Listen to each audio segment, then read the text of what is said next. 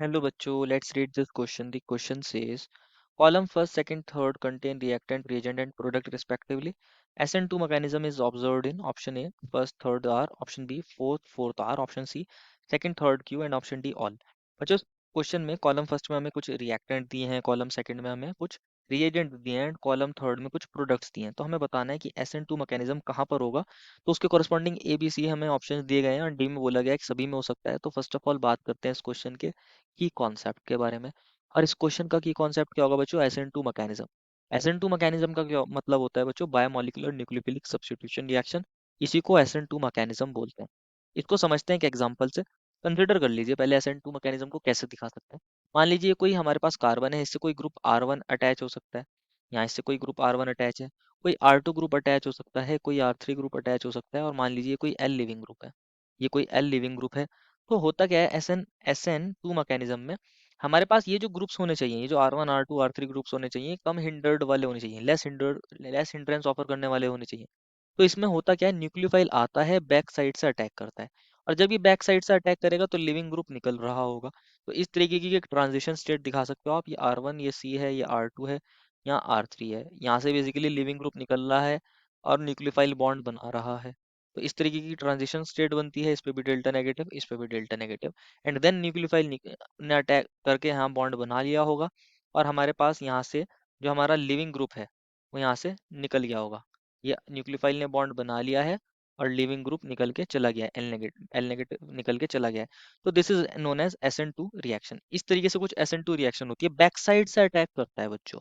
जो न्यूक्लियोफाइल आता है वो बैक साइड से अटैक करता है लिविंग ग्रुप के। तो इसको SN2 बोलते हैं। अब चेक करना है कहाँ कहाँ SN2 हो सकती है। ऑप्शन ए में जो बोला था ना बच्चों, ऑप्शन ए में बोला था फर्स्ट, थर्ड एंड आर, ये बोला था। ऑप्शन ए में बोला था फर्स्ट, थर्ड, आर। इसको चेक कर लेते हैं क्या ऐसा हो सकता है यहाँ SN2 हो जाए। तो देख लेते हैं। जो हमारे पास बच्चों फर्स्ट कंपाउंड है वो है PH, CH2, CH2 और Br है। इसकी रिएक्शन आर के साथ, इसकी रिएक्शन थर्ड के साथ कराई गई है बच्चों। थर्ड जो है ना वो NaOH है और DMSO है, डाइमिथाइल सल्फोक्साइड। DMSO सॉल्वेंट है। जनरली ये polar, basically polar aprotic solvent होता है। ये फेवर करता है किसको बच्चों? SN2 को। SN2 को फेवर करता है। यहाँ OH नेगेटिव है, Na पॉजिटिव है। ये DMSO क्या काम करता है? OH नेगेटिव की रिएक्टिविटी को और ज्यादा बढ़ा देता है। ये क्या काम करेगा? यहाँ पे Br पे डेल्टा नेगेटिव, कार्बन पे डेल्टा पॉजिटिव। तो OH नेगेटिव आएगा बच्चों, यहाँ पर अटैक करेगा और यहाँ से Br नेगेटिव निकल जाएगा। तो यहाँ SN2 मैकेनिज्म हो सकता है।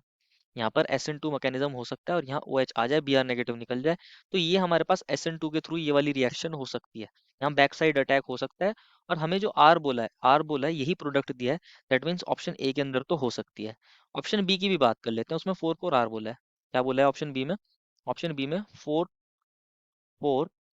और आर को मैच किया गया है। चेक कर लेते हैं क्या इसमें भी SN2 हो सकती है या नहीं हो सकती। SN2 हो सकती है या फिर नहीं हो सकती।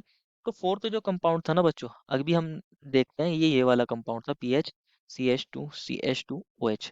और इसकी रिएक्शन कराई गई है किसके साथ? फोर्थ जो रिएजेंट है, कॉलम सेकंड में जो फोर्थ रिएजेंट है वो है SOCl2 पायरिडीन। कौन है बच्चों? SOCl2 पायरिडीन है। पायरिडीन की जगह इन्होंने NaOH या फिर DMF भी लिखा है। आप या तो पायरिडीन ले सकते हो या NaOH या DMF। ये सभी के सभी क्या होते हैं? बेस होते हैं। इनका काम क्या होता है? ये जो ऑक्सीजन से हाइड्रोजन है अटैच, इसमें से ऑक्सीजन से जो हाइड्रोजन अटैच है, ये क्या काम करते हैं? इस हाइड्रोजन को एब्स्ट्रैक्ट करते हैं। पायरिडीन बेस होता है, इसके पास लोन पेयर, ये H प्लस को एब्स्ट्रैक्ट करेगा और ये दोनों इलेक्ट्रॉन ऑक्सीजन पर आ जाएंगे। तो हमारे पास क्या बन जाएगा बच्चों? PH, CH2, CH2O negative. अब ये एक न्यूक्लियोफाइल बन गया। ये एक न्यूक्लियोफाइल बन गया। साथ में क्या बन गया होगा यहाँ पे? N। और यहाँ पर ये पायरिडीन नियम आयन के अंदर कन्वर्ट हो गया होगा। H पर आ गया होगा, N पर आ गया होगा पॉजिटिव। अब ये जो न्यूक्लियोफाइल जनरेट हुआ है, ये क्या काम करेगा? SOCl2 पर अटैक करेगा। S डबल बॉन्ड हो, यहाँ Cl है, यहाँ Cl है। ये एज अ न्यूक्लियोफाइल यहाँ आएगा, इस पर अटैक करेगा। ये इलेक्ट्रॉन ऊपर जाएंगे, देन नीचे आएंगे, यहाँ से Cl नेगेटिव निकल जाएगा। यहाँ से Cl नेगेटिव निकल जाएगा। इसको समझना है। यहाँ क्या हुआ है? PH, CH2, CH2O, S double bond O और यहाँ Cl, ये बन जाएगा। साथ में जो Cl नेगेटिव निकलेगा, ये जो Cl नेगेटिव निकला है बच्चों, ये क्या काम करेगा? जो हमने पीछे पायरिडीनियम आयन देखा था ना बच्चों, उसके साथ मिलके पायरिडीनियम का सॉल्ट बना लेगा। ये जो Cl नेगेटिव आयन निकला है, बेसिकली ये जो पीछे पायरिडीनियम आयन बना था हमारे पास, N पर आया था पॉजिटिव उसके साथ मिलके क्या बना लेगा, इस तरीके से ये सॉल्ट बना लेगा। और सॉल्ट बनने की वजह से यहाँ Cl नेगेटिव आयन की कंसंट्रेशन कैसी हो जाती है, हाई। Cl नेगेटिव आयन की कंसंट्रेशन कैसी हो जाती है, हाई।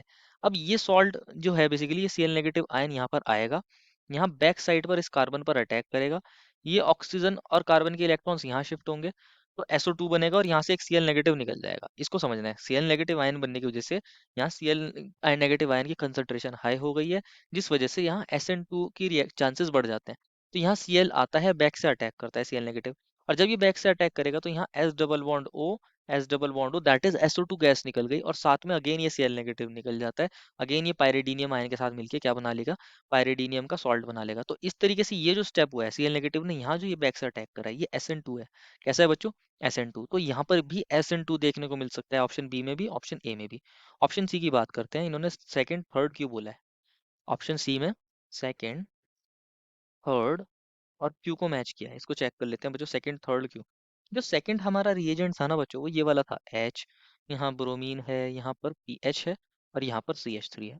जब इसकी रिएक्शन थर्ड के साथ कराई गई है, NaOH DMSO, हमने देखा था DMSO पोलर एप्रोटिक सॉल्वेंट होता है, OH नेगेटिव आयन की रिएक्टिविटी को और ज्यादा बढ़ा देता है। Na पॉजिटिव है, OH नेगेटिव है, तो SN2 के यहाँ चांसेस बढ़ जाते हैं। OH नेगेटिव आएगा, यहाँ बैक साइड से अटैक करेगा और यहाँ से Br नेगेटिव निकल जाएगा। तो जब OH नेगेटिव यहाँ से अटैक करेगा तो ये आएगा OH, और यहाँ पर क्या आ जाएगा बच्चों, यहाँ पर हाइड्रोजन को आना पड़ जाएगा, यहाँ से CH3 है, और यहाँ पर ये PH है। तो इस तरीके से बैक साइड से जब अटैक होगा तो ये SN2 को फेवर कर रहा है, और हमारे पास यही क्यू में जो प्रोडक्ट दिया था वो यही दिया था, हमारे पास प्रोडक्ट भी यही वाला दिया था, तो ये हमारे पास मैच कर रहे हैं। जो हमारे तीनों कॉलम्स हैं बच्चों, हमारे पास फर्स्ट थर्ड आर ये तीनों मैच कर रहे हैं, फोर्थ फोर्थ आर ये भी मैच कर रहा है, सेकंड थर्ड क्यू ये भी मैच कर रहा है, और बेसिकली अगर आप देखोगे तभी में SN2 हो रही है। तो हमारा आंसर क्या हो जाएगा, हमारा आंसर डी हो जाएगा। देखो final answer is option number D. I hope you understood it well and best of luck.